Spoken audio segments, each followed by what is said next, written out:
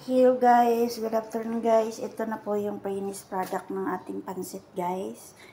Ayan. Ito yung pansit, Mickey pansit. Basta ganun. Ganun lang siya. Kanina kasi mainit, hindi tayo pwedeng lumapit dito sa ano kasi yung cellphone kasi nagre-react. Makikita mo na sobrang heat. Super high yung heat. Makikita mo dito sa cellphone ko kasi. Kaya hindi ko pwedeng ilapit yung cellphone ko sa ano, yung ibang pwede siyang malapit pero ito hindi nagre-react agad siya. Nagpapakita agad ng message na ano, yung mataas yung ano ng init. So ayan guys, yung ating finished product, yan. Ano natin. Yan. Tapos, ayan na. Hugasan na natin yan.